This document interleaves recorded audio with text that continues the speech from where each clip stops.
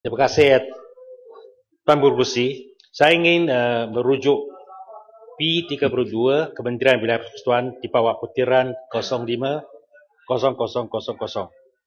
Dewan Bandaraya Kuala Lumpur yang menerima peruntukan 2015 sebanyak jumlah 60 juta ringgit Malaysia. Saya difahamkan bangunan UI Kanada Asram di Jalan Tun Sampatan, Brickfield, Kuala Lumpur yang berusia 110 tahun sedang berdepan dengan tindakan perubahan sebahagian bangunan asar. Bila lembaga pemegang amanahnya mengemukakan permohonan pembangunan semula ke atas tanah yang menyebabkan pembinaan sebuah blok Bangsaburi 20 tingkat kepada TPKL. Orang ramai bimbang. Tindakan itu akan menyebabkan bangunan UI Kanada Asram akan dihancur sedangkan sudah mempunyai nilai warisan negara. Tan Pengerusi, saya difahamkan sebuah jawatan kuasa bertindak menyelamatkan UI Kanada Asram telah ditubuh dan berjaya mengemukakan notis pandahan sebanyak 48,201 tangan kepada TPKL pada 11 November 2014. Saya menyuruh kepada Terbandar Kuala Lumpur supaya memberhentikan kelulusan pembangunan tanah tersebut selaras dengan permintaan orang ramai, dan saya menyuruh kepada Kementerian Pelancongan dan juga Kementerian Wilayah Persekutuan untuk mempertahankan bahawa tapak ini tidak boleh diusaha untuk membangunkan bangunan yang bertingkat ini. Oleh kerana menjagakan tanah yang berwarisan ini yang berlebih 110 tahun.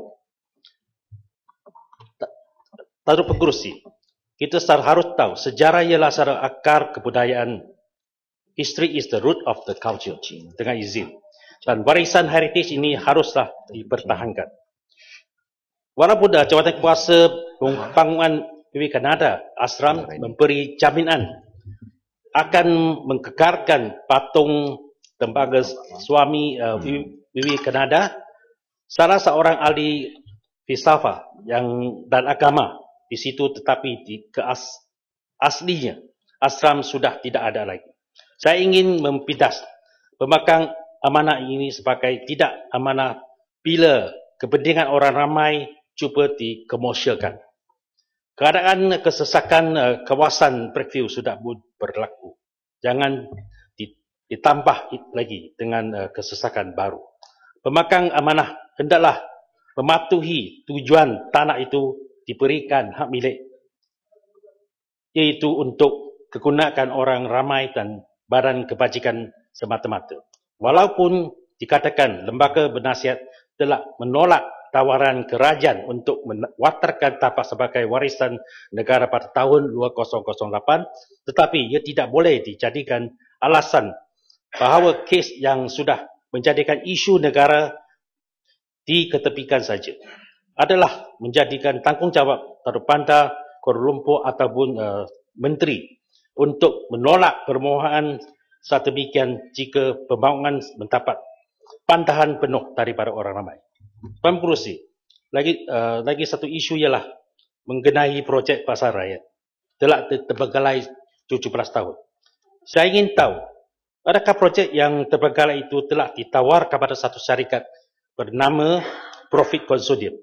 Jikanya ya, adakah melalui tender terbuka atau tender perundingan?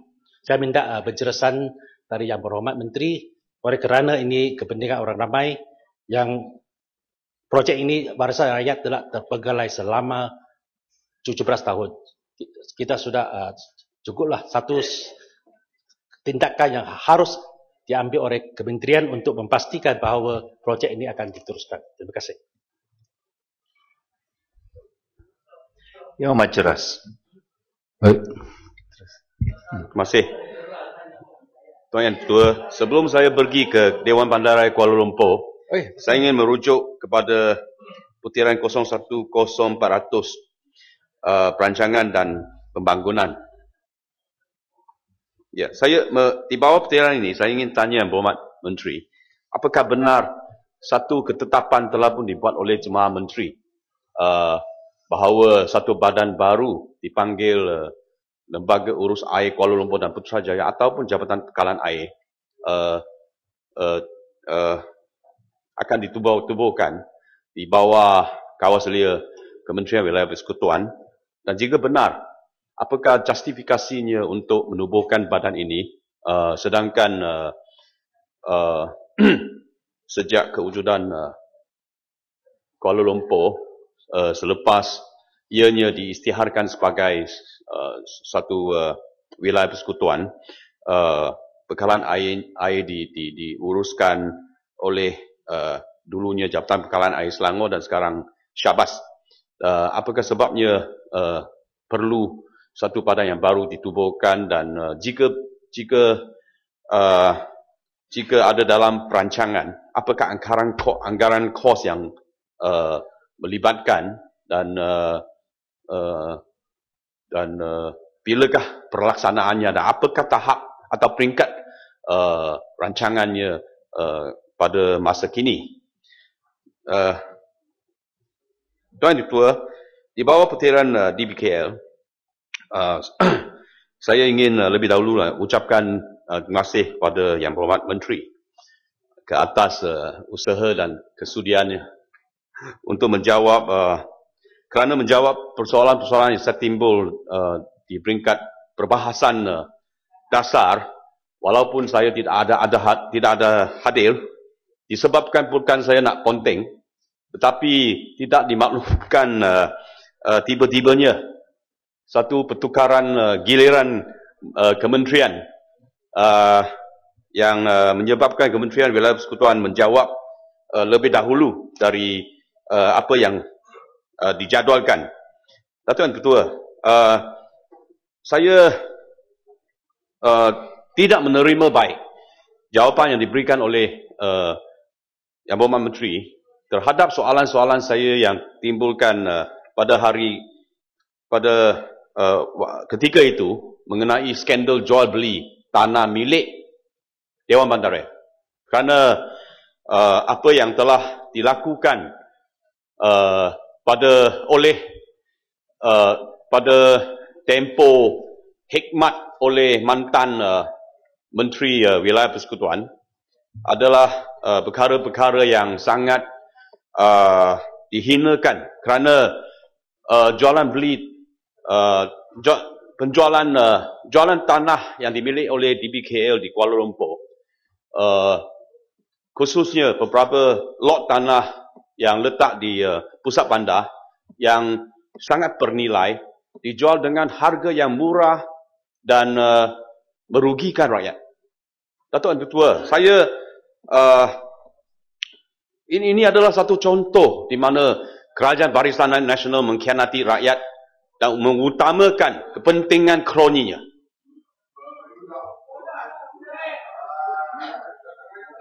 Ini masalahnya, suara kebenaran adalah lebih lantang daripada suara kepalsuan. Tuan Ketua, saya bagi menjimatkan masa, saya ingin merujuk kepada jualan 3 bidang tanah, 3 lot tanah yang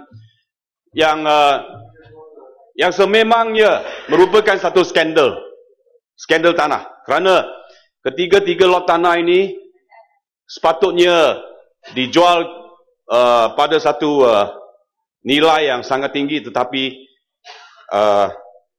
apa yang telah berlaku ialah sebaliknya.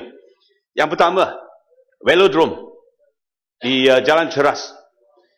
Velodrome ini tampaknya dijualkan kepada sebuah syarikat, Jekyll Trading, yang dimiliki oleh sebuah syarikat keluarga, family business yang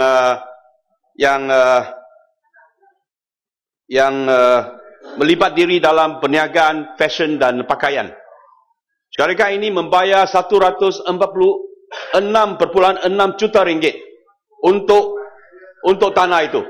Tetapi velodrome ini yang akan dirobohkan akan dipindah dan dibina di Bandar Tun Razak, di mana kos pembinaan berjumlah 83 juta ringgit ini akan dibiayai oleh DBKL.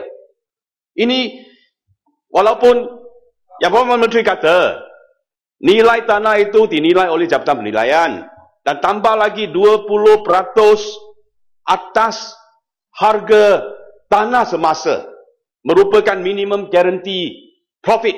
Tetapi Datuk Ketua, kalau tanah ini dijual secara terbuka dan bukan secara rahsia, tanah ini akan mencatat harga yang sungguh tinggi, beberapa kali ganda. Sebab di Kuala Lumpur ini tanah semakin kurang, semakin istimewa dan semakin berharga. Dan kalau dijual secara terbuka, dia boleh ramai bidder-bidder akan membayar lebih tinggi. Misalnya, tanah yang dijual, dana yang sepatutnya dicadangkan untuk membina bangunan ibu pejabat yang baru di lot 195 Jalan Pinang yang dijualkan dengan harga 145 juta ringgit ataupun 2,525 sekaki persegi. Ini adalah harga bukan tinggi kerana tanah ini di sebelah KLCC jika dijual secara terbuka, tender terbuka, kemungkinan akan dijualkan dengan harga 6,000, 7,000 sekaki persegi. Kerana mereka yang tidak tahu, diamlah. Sebab di pusat bandar ada lebih daripada ada tanah-tanah yang lain yang dijual lebih daripada 7,000 ringgit. Ceras. Lagipun. Bukit Bintang dan Titi Wangsa bangun. Terima kasih Tuan Burusi, terima kasih Menteri. Yang Mat, ada 3 minit lagi. Adakah setuju dengan saya? Oleh kerana tidak berapa lama yang lalu, satu pucuk tanah di Bukit Bintang, harga sekaki ialah 8,000, ialah pavilion, depan pavilion. Ini Jalan Pinang pun dekat dengan pavilion. Ini 8,000 satu kaki. You adakah? Saya boleh cakap di Pasar Serak. Memang ini betul. You boleh cek dengan harga yang dijual beberapa tahun yang lalu. Ini 8,000. Adakah setuju dengan saya bahawa nilai yang dijual di Jalan Pinang di seharusnya kurang 6 hingga 8,000. Terima kasih. Betul. Tuduhan saya berasas. Datuk Ketua. Jalan Pinang ini, tanah Jalan Pinang ini juga dijual kepada syarikat kepunyaan keluarga yang sama. Muhammad Cekel dan keluarga. Walaupun nama syarikatnya adalah syarikat Perano Property Development Sdn Bhd yang berlainan daripada Cekel Trading yang membeli tanah velodrome. Lebih dahsyat lagi ialah tanah yang seluas 32 ekar di Patu 2,5 Jalan Ceras, satu tanah yang cukup berharga dan di mana kini terletaknya 2 kompleks bangunan DBKL, Jabatan Kejuruteraan Mekanikal DBKL, Jabatan Kesihatan DBKL dan juga tempat sitaan dan kenderaan DBKL dijual walaupun 380 juta ringgit termasuk 20% minimum guarantee profit itu, tetapi jika ia dijual dengan harga pasaran secara tender terbuka, saya percaya dia akan mencatat satu harga rekod tinggi. Sekurang-kurangnya pun 700 juta ringgit. Lagipun, apa yang merugikan rakyat, merugikan DBKL seperti velodrome, Jabatan Kesihatan, Jabatan Kejuruteraan Mekanikal dan juga tempat sitaan ini akan dipindah ke tapak awam dan binaannya, saya ingin tanya Bapak Menteri, bukankah akan ditanggung oleh DBKL juga? Dan ini akan menelan kos yang sangat tinggi. Maka apakah keuntungan memperoleh oleh DBKL. Ya, selain daripada merugikan rakyat. Dan tanah ini juga dijualkan kepada sebuah syarikat kepunyaan Cemara Land Sdn Bhd yang dimiliki oleh keluarga Jekyll lagi.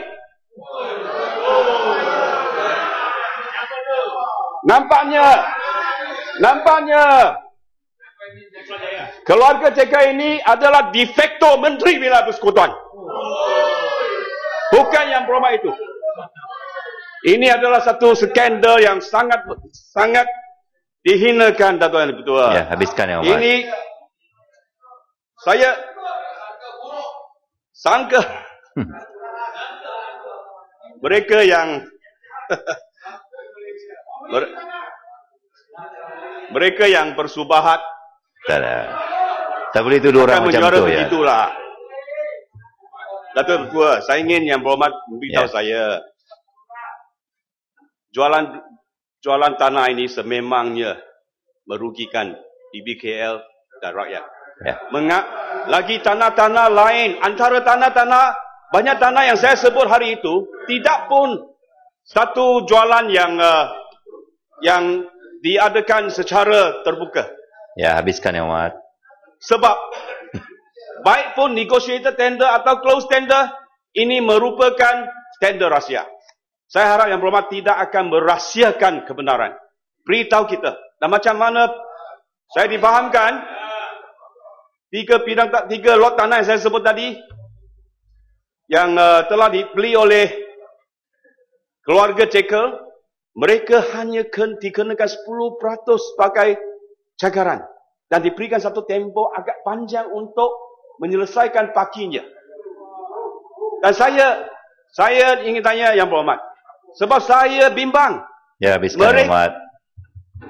Pembeli ini berkemungkinan sedang mencari pembeli baru untuk dijual semula dengan harga beberapa kali ganda. Apakah syarat ini, apakah DBKL mempunyai syarat tidak dilakukan perkara ini, kejadian ini, dan saya ingin tanya juga, apakah jumlah bagi telah dibayar, dijelaskan oleh syarikat Jekyll Trading ini? Ya. Apakah kedudukan sekarang? Ya, makasih Muhammad. Ya Muhammad Kuala Kangsar. Terima kasih Datuk Dr. Pengerusi.